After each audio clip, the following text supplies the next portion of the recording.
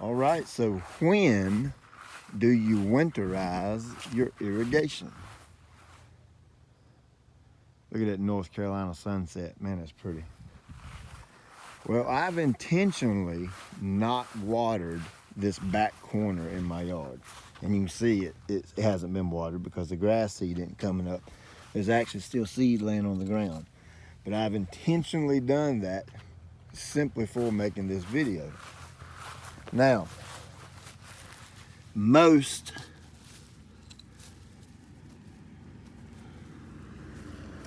at how dry that dirt is.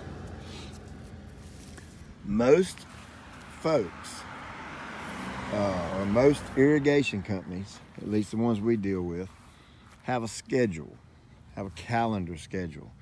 And they will put it on that schedule to start calling customers and winterize irrigation systems. And it's usually around mid-October, 1st October, some of them around here. And I'm sorry, I apologize to the irrigation guys if I am throwing you under the bus. But again, my concern is the health of these yards, not really if the pipes are going to freeze or not. So the point I'm getting at is they have a schedule and they come out and winterize your system in first week October or whatever. Well, the problem is we're November, I think today's November the 3rd. Well, it was 81 degrees here today in North Carolina on November the 3rd. So typically if you went back in history and looked at your calendar, typically when you say you think November or you think December in your mind, you think cooler weather, cooler temperatures, damp weather, yucky weather, that kind of thing. Well, that's simply not the case here in the last few years. Global warming, whatever you want to call it, it's simply warmer during the winters or late falls. And it's drier. So here's my screwdriver test right here. We're going to take this screwdriver and we're going to try to stick it in the ground. Look at that ground just cracking up. All right, let's go over here. And I'm 230 pounds, and I'm no little boy, and that's about all I can do. The ground is rock hard and it's dry, especially in this corner because I haven't been supplementing weather with any irrigation back here, just because I haven't, because I knew I was going to make this video. So let's go up here and check out a spot that is irrigated. All right, so and by the way, this is an excellent way to see if you have enough moisture in the ground. You take your screwdriver and look how easy that went in, buried to the hilt, all the way down.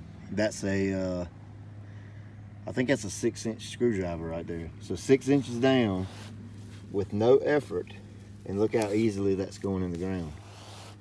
So if you can't do that, the ground is not moist enough for fescue. Remember, we want 1 inch per week. So another good reason to not winterize your irrigation so early is look at this. Remember, we just did aeration and seeding. Look at this little immature baby fescue compared to a nice mature fescue plant.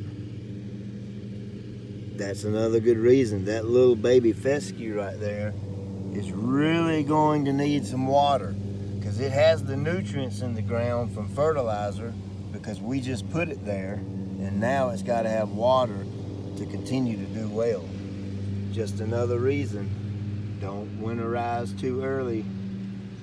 I can't tell you how many times this has happened, but here's the scenario. You come in, aerate seed, renovation, whatever, you plant new grass seed. So it's there. People are just gung-ho, yeah, let's water that grass, get it going. They water, get it going, and you've got all this nice new fescue up about 1 inch, 2 inch maybe, and then they quit. And I'm like, what the heck, man? What'd you quit watering for? And that baby fescue in its most vulnerable time in its life, when it's a young baby plant, needs that water more than any other time. It needs it to mature, to get going, to harden off, to help it go through the stages of leaf tiller, which means, you know, how many leaves, blades a grass plant actually puts off. And the water, it just needs the water, point blank. It needs it. So once you get that grass up, now obviously you're going to revert back to deep and infrequent watering instead of light, frequent watering, but it still needs the water. Just another reason not to winterize too early. You know, at the end of the day, you really need to be paying attention to the weather and not the calendar.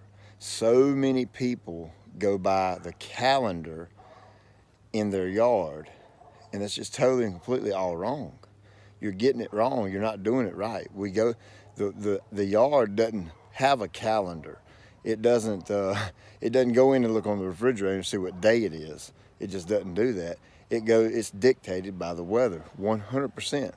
So if you get that phone call from your irrigation guy and they say it's time to winterize your system, you need to look at the weather, look at the long-term forecast, look at the temperatures. Of course, water freezes at 32 degrees, right? That doesn't take a rocket scientist to get that. So if you're mid-40s and up for the next 3 or 4 weeks or even a month, there's absolutely no reason for you to winterize your irrigation. Of course, this doesn't apply to everyone around the country because weather's different around the country. So it's going to be specific to you wherever you live. But at the end of the day, we need to give the fescue 1 inch of water per week the entire time, the entire year. So, you know, I'll watch the weather here in North Carolina. Typically, we don't get the hardcore freezes all the time. I may not even winterize my system because it may need some water in January. It just depends on the weather, how hot it is, how windy it is. People don't think about wind, but wind, I feel like wind will dry out the turf or dry out the soil faster than temperature will. It just, for whatever reason, I think that I feel like it does.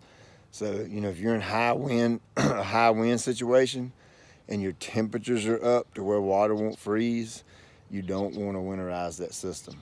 So if you're going to be a person that is not going to pay attention, if you're just going to say, heck with it, the yard guys do the yard. You know, if you're that guy, by all means, let the irrigation company winterize the system when they say do it. But if you're going to stay focused on your yard all year and you're going to focus on the temperatures and keep track of that, then you dictate when the irrigation system gets cut off because your yard might need some water during the winter.